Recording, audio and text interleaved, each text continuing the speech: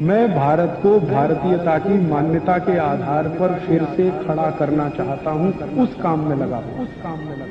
नमस्कार, ये वीडियो बहुत इंपॉर्टेंट है। इस वीडियो को YouTube या Facebook डिलीट कर देगा, क्योंकि मैं इसमें बिल गेट्स जिसका नाम आप सुनते रहते हो, अमेरिका का बिल गेट्स जो सबसे अमीर आदमी है दुनिया का, उसका एक खुलासा करने जा रहा हूं कि कैसे उसने छल के तहत या उसका पैसा कैसे कमा रखा है उसने पैसा, आपको सब पता चल जाएगा। तो मैं आपको पूरी सच्चाई और डिटेल बता रहा हूं, तो आपको पता भी लग जाएगा मौतें क्यों होती हैं, इतनी मौतें क्यों बढ़ रही हैं और दुनिया इंसान पर ही एक्सपेरिमेंट क्यों करती है। तो जैसा कि मैंने आपको पिछली वीडियोस में कहा था कि ऐसा पहली बार नहीं हुआ कि जब इंसानों पर वैक्सीन का एक्सपेरिमेंट किया जा रहा है। ऐसा छलावा पहले भी हो चुका है जिसमें बहुत मौतें हुई हैं। मैं आपको विस्तार से बताता हूं।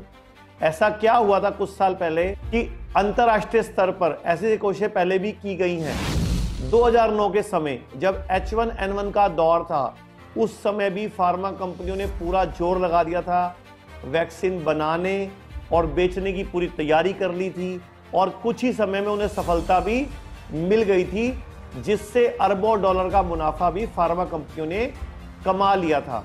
वह भी ऐसी वैक्सीन के लिए जो जिंदगी भर के लिए नहीं, सिर्फ एक सीजन के लिए बनी थी। आज भी अमेरिका में हर साल फ्लू के सीजन में वैक्सीन लगती है और क्लियरली ऑफिस में आने से पहले वैक्सीन लगा कार्ड दिखाना बहुत जरूरी है, और वही खेल हमारे देश में कॉपी हो रहा है। तो लगभग सभी देशों ने H1N1 की वैक्सीन को अनिवार्य कर दिया था उस वक्त, और 50% लोगों को तो जबरदस्ती वैक्सीन लगा भी दी गई थी। जब सभी सेक्टर में मंदी आ गई थी, सभी कंपनियों को नुकसान हो रहा था, उस समय भी फार्मा कंपनियां खूब पैसा कमा लेती हैं। लेकिन सभी देशों को इस H1N1 यानी स्वाइन फ्लू की वैक्सीन के साइड इफेक्ट झेलने पड़े। ये मैं नहीं कह रहा, रिपोर्ट्स कह रही हैं। वैक्सीन लगाने के 1 महीने के अंदर ही मैं वो बताऊंगा जो रिपोर्टेड केसेस है। अनरिपोर्टेड की संख्या तो किसी को नहीं पता कि लाखों लोगों को साइड इफेक्ट हुआ। तो खुद कंपनी क्या कह रही है रिपोर्टेड केसेस में, यूएसए में लगभग 3200 लोगों में साइड इफेक्ट आया, जापान में 2000 लोगों के लगभग साइड इफेक्ट आया, फ्रांस में 2700 लोगों को बहुत गंभीर सिम्टम्स आए, और CDC centre for disease control and prevention ने कहा H1N1 की वैक्सीन यूरोपियन कंट्रोल के नेक्रोलेप्सी की कंडीशन पैदा कर रही है और ये एक दिमागी बीमारी है। और उसके बाद दुनिया में कम से कम 15% आबादी बढ़ गई डिप्रेशन के केसेस की, एंजाइटी की, सिजोफ्रेनिया की। 28 मार्च 2012 नेशनल लाइब्रेरी ऑफ मेडिसिन द्वारा एक आर्टिकल छापा गया जिसमें लिखा था कि फिनलैंड में भी बच्चों के अंदर ये जो नार्कोलेप्सी है उसके केसेस बढ़ रहे हैं। तो ऐसे में और खुलासे कर रहा हूं इस पूरी वीडियो में, ताकि आपको पता लगे कि कैसे बिल गेट्स जैसे लोग खेल खेलते हैं आम इंसान के साथ और गरीबों के साथ और गरीब देशों के साथ। 10 जुलाई 2012 की न्यूज थी कि इस वैक्सीन की वजह से बहुत गंभीर नर्वस डिसऑर्डर होने का खतरा है, जिसे हम अक्सर गुलियन बेयर सिंड्रोम के नाम से जानते हैं। यह सब कुछ 11 जुलाई को Jama the journal of American medical association के डॉक्टर द्वारा विस्तार से बताया गया। एक और एग्जांपल मैं 1955 का दूंगा, जो कि इंसिडेंट क्या था कि पोलियो वैक्सीन में गलती से एक जीवित वायरस दे दिया गया, जिसने 40,000 बच्चों को संक्रमित किया और उनको पोलियो हो गया, और पक्षाघात के 55 मामले रिपोर्ट हुए और उसमें 5 मौतें भी हुई। इसने पोलियो टीकों में जनता के विश्वास को भी उस टाइम नष्ट किया था, लेकिन हम लोग अभी भी नहीं समझे। यही कारण है कि बिल गेट्स जैसे विश्व के सबसे अमीर आदमी ने भी फार्मा कंपनियों में इन्वेस्ट करना शुरू कर दिया था। और ये एक ऐसा बाजार है, चाहे युद्ध हो चाहे महामारी का दौर, हमेशा ही फलता फूलता है और हमेशा ही पैसा कमाता है। अब मैं आपको एक ऐसा खेल बताने लगा हूं जो भारत के अंदर खेला गया और जिसमें सीधे सीधे बिल गेट्स शामिल था। भारतीय इतने सीधे साधे हैं, कोई भी यहां खेल खेल के चला जाता है। ऐसा ये खेल भारत में खेला गया जिसमें बिल गेट्स शामिल था, मैं आपको बता ही रहा हूं। इसमें सारी फंडिंग भी बिल गेट्स ने की थी, क्योंकि एक्सपेरिमेंट के लिए भारत से अच्छा ऑप्शन तो कहीं मिलता ही नहीं। इसीलिए सन 2009 में HPV वैक्सीन जो सर्वाइकल कैंसर के लिए बनाई जा रही थी और इसकी मैन्युफैक्चरिंग ग्लैक्सोस्मिथ और मर्क द्वारा की जा रही थी, क्लिनिकल ट्रायल के लिए भारत के आंध्र प्रदेश की कुछ आदिवासी इलाकों की करीब 16,000 लड़कियां जो कि 9 से 15 साल की थी, उन्हें चुना गया। और वहीं गुजरात में 14,000 बच्चों पर भी इसका एक्सपेरिमेंट किया गया। जो समिति है उसने पूरी डिटेल क्या दी कि 9543 फॉर्म्स में आंध्र प्रदेश की सिर्फ 1948 कंसेंट फॉर्म में अंगूठे के निशान थे और जबकि 2763 कंसेंट फॉर्म पर छात्रावास की वार्डन के साइन थे। और वहीं गुजरात में 6217 फॉर्म्स में भी 3944 में अंगूठे के निशान थे और 5454 फॉर्म्स पर या तो हस्ताक्षर किए गए थे या पेरेंट्स के अंगूठे के निशान लिए गए थे।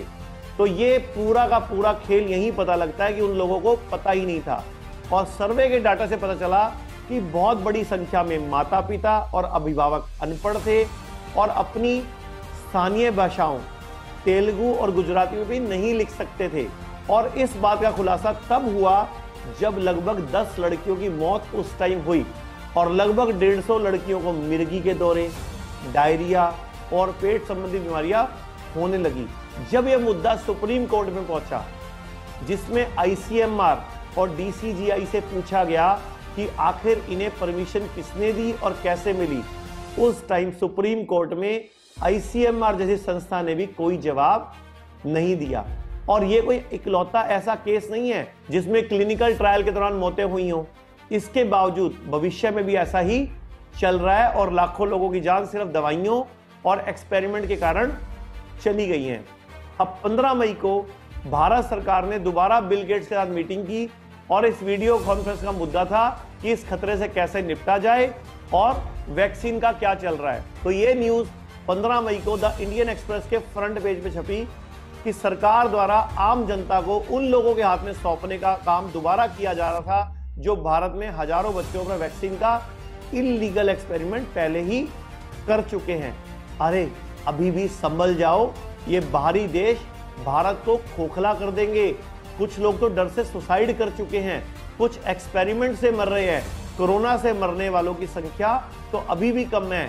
अभी तक WHO खुद कॉम्बिनेशन की दवाइयां देने की मंजूरी दे रहा था, लेकिन 3 जून को उनका कहना था कि कोरोना वायरस में एंटीबायोटिक का सेवन जानलेवा हो सकता है। देखिए आप, ये खेल तो अभी और चलेगा, अभी भी समय है अपनी पद्धति को अपनाने का, अपनी इम्यूनिटी यानी रोग प्रतिरोधक क्षमता को बढ़ाने का और बीमारियों को जड़ से ठीक करने का। लेकिन चॉइस आपकी है, आप ठीक होना चाहते हैं या नहीं।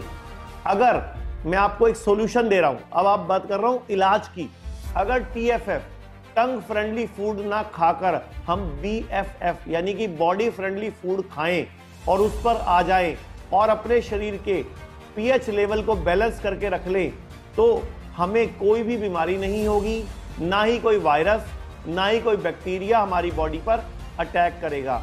हम इसीलिए कई साल से लोगों को pH बैलेंस डाइट चार्ट के बारे में बता रहे हैं। हाँ, क्योंकि इससे शरीर की इम्यूनिटी बढ़ती है और खुद ही रोगों से लड़ने की क्षमता बढ़ जाती है। मैं स्क्रीन पर एक मोबाइल नंबर दिखा रहा हूं और हमारी वेबसाइट दिखा रहा हूं। अगर आप में से कोई भी बीमार है, किसी भी तरह की हेल्प चाहता है और pH बैलेंस डाइट चार्ट अगर आप चाहते हो तो हमें मैसेज करें। कोई भी संक्रमण वायरस का हो चाहे बैक्टीरिया का हो, आप उसको 3 से 5 दिन में ही हरा सकते हो, इन्फेक्शन से मुक्त हो सकते हो आयुर्वेद की मदद से और pH बैलेंस डाइट चार्ट की मदद से। तो मेरा ये वीडियोस बनाने का जो मकसद है वो सिर्फ ये है कि पूरे भारत में जागृति आए ताकि हम वैक्सीन के खेल से बच सके। मैं आपको एक बात और बता देता हूं, मैं इस पर एक अलग से वीडियो बनाने वाला हूं कि इससे पहले दुनिया में जितनी बड़ी बड़ी वैक्सीन्स बनी हैं, उन वैक्सीन्स का खेल आपको नहीं मालूम। जब वो बीमारी चली जाती थी या बिल्कुल बंद पड़ जाती थी, चाहे वो पोलियो था, चाहे वो हैजा था, जब वैक्सीन तब आती थी जब वो बीमारी चली आती थी और जो क्रेडिट था, जो फूल मिलते थे वो वैक्सीन को मिल जाते थे कि वैक्सीन की वजह से ये बीमारी गई। नहीं, ऐसा नहीं है। हर बीमारी का एक टाइम पीरियड होता है। जैसे कोरोना सबको हो रहा है और सब अपने आप ठीक हो रहे हैं, एलोपैथी वाले डॉक्टर कुछ नहीं कर रहे, हॉस्पिटल में जाके कुछ नहीं हो रहा, सिर्फ आपको गिनी पिग बनाकर एक्सपेरिमेंट किया जा रहा है। तो मैं पूरी एक वीडियो बनाने वाला हूं, कम से कम 5 वैक्सीन की डिटेल दूंगा कि वो कब बनी, कब वो बीमारी आई और कब वो बीमारी गई। तो जब वैक्सीन आई तो बीमारी जा चुकी थी। तो पूरी डिटेल मेरी अगली वीडियो में आने वाली है। मैं आप सबको और भाई राजीव दीक्षित के समर्थकों को और हर देशभक्त को एक थैंक यू बोलना चाहता हूं कि पिछले कुछ दिन में आप आयुर्वेद पे बनी वीडियो और कोरोना एक कॉन्स्पिरेसी है, षड्यंत्र है, उस पर बनी वीडियोस को पूरे भारत में फैला रहे हैं, जिससे आयुर्वेद का और इस देश का भला हो रहा है। तो आपको तहे दिल से धन्यवाद, हर देशभक्त को जो आयुर्वेद को बढ़ाने पर काम कर रहा है और अपने देश की पैथी को देश में लागू कराने पर काम कर रहा है। उसमें मुख्यतः बाबा रामदेव के समर्थक लोग भी हैं, भाई राजीव दीक्षित के समर्थक लोग भी हैं, कुछ पॉलिटिकल पार्टीज के लोग भी हैं, कुछ बीजेपी के वर्कर्स भी हैं, कुछ आम आदमी भी हैं, जो हमारी वीडियोस को 15-15 लाख लोगों तक, 30-30 लाख लोगों तक, 40-40 लाख लोगों तक, 1-1 करोड़ लोगों तक पहुंचा रहे हैं। तो मैं आप सबका तहे दिल से थैंक यू बोल रहा हूं कि आप हमें ऐसे ही सहयोग दीजिए। हम सब मिलकर भारत में जो एलोपैथी का जाल है और जो अंग्रेजों के बनाए कानून हैं और जो अंग्रेजों की बनाई पद्धति है, हम इससे छुटकारा तभी पा पाएंगे जब हम सब मिलकर इकट्ठे एक साथ होकर इस आवाज को उठाएंगे। धन्यवाद।